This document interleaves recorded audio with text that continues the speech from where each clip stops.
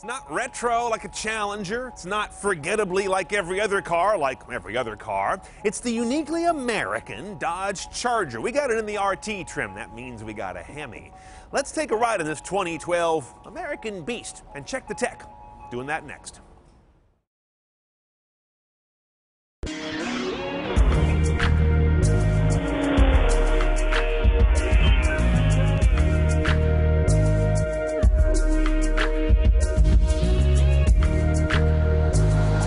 Now, the first thing you notice about a Chrysler these days is the Gigunda screen here in the middle. This is 8.4 inches, very squarish. It's one of the better interfaces these days, if not the most elegant looking. I mean, the blue and red color scheme I could live without, but it's really responsive. And you've got a persistent ribbon of your functions here at the bottom. Now, let's see what's behind them. Radio is AM, FM, satellite radio, no HD radios available. We also have Sirius-powered Travel Link for fuel prices and gas station locations and stock tickets. Because, you're always checking your stocks while you drive. Under player, we have our more interesting media. Under source, you see I've got my optical disc here. SD card here, you're never going to use that. Auxiliary jack and USB are here in the console. I've got my iPod in there now. It does a really good job of putting the information on the screen, uses the real estate very nicely. Bluetooth streaming works pretty well. I didn't get any metadata on my Droid running Android 2.3 something.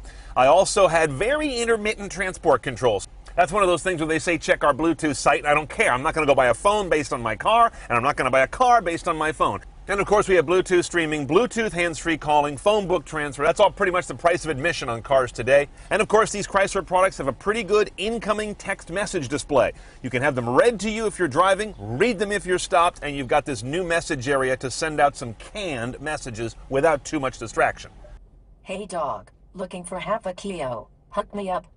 They should rename the controls menu the place where things that should have a physical button go to die. I like my heated seats, my vented seats, all that stuff to have a physical, persistent mechanical switch. Similarly, I think sport mode should be a button by the transmission, not a soft button buried somewhere on a screen where I may have to leave radio to go change to sport mode. That makes no damn sense. Navigation, as you may know by now, is the childish but highly rated Garmin-powered system. I mean, it looks like a cartoon, right? However, this guy scores like a son of a bitch in J.D. Power ratings. It is considered the easiest to use, the highest consumer satisfaction. Look how simple that is. Duh or duh. What I did find, though, is it's great for navigation, very clear, very simple. It's not good for browsing roads. I was out just kind of rambling around the country yesterday, and it does a really crappy job of letting me follow myself on a map with great detail of small roads around me. It didn't even recognize most of them. One choice on the gearbox, kind of antiquated 5-speed automatic. They call it a slapstick because you can slap it right and left to shift, or you can use the paddles, downshift, upshift here on the wheel. And of course that sport mode I showed you before is going to do a few things. It's going to change your throttle mapping to get a little more easy tip in on the gas. It's going to also hold revs higher, and it's going to seek top gear less.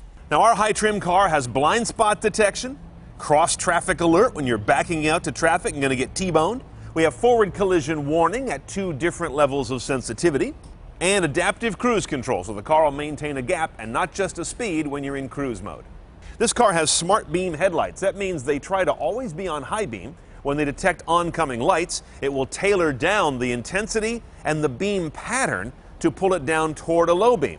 But it's a very different technology than either a 2-position beam pattern or one that defaults to low. Okay, yeah, it's got a Hemi. That's what this RT is all about. A couple things going on here. This is a car that gets decent MPG we'll talk about in a minute. They're using fuel saver technology. It's cylinder deactivation. When you don't need the power, this guy turns into a 4-cylinder. They end up activating 1, 4, 6, and 7. And the other 4 pistons, cylinders, will go to sleep through a combination of turning off the ignition, turning off the fuel flow, and turning off the valve train on those guys. Now those numbers, 370 horsepower out of this 5.7-liter V8, 395 foot-pounds of torque. Moves this 4,500-pound sedan to 60 in a little under 6 seconds while delivering 1625 mpg. Not bad.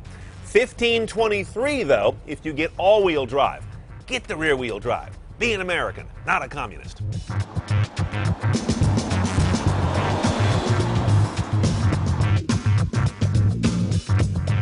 My main impression I get when I come away from this vehicle is you feel its weight. As I mentioned, it's 4,500 pounds, and it doesn't mystify you thinking it's like 3,000. It feels like 4,500 pounds. That's not a bad thing. It's a big old heavy beast of a car. But that also does tell the story that the engine is somewhat trapped behind software that is not ideal, I don't think. The software is reaching for higher MPG at all times, seeking top gear. The sport mode doesn't really transform the car that much. It's a real honey when you get into the paddles and drop it down a couple gears and lock it there. That's what unlocks the motor. It's that thing I touch on a lot, responsiveness versus power. Big difference. This car has lots of power, trapped behind software, keeping it from becoming as responsive as it could be. I wish it had a better exhaust note. RT to me means it has a little more growl when you get into it. This one doesn't really have much. There's some growl there, but there's also some Dyson in there as well. It doesn't make it feel real athletic.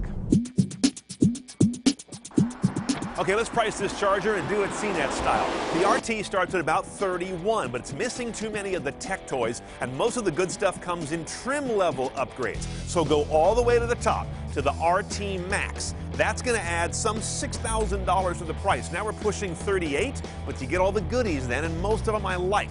Your a la carte options are all-wheel drive, $2,350, pass, sunroof, about $1,000.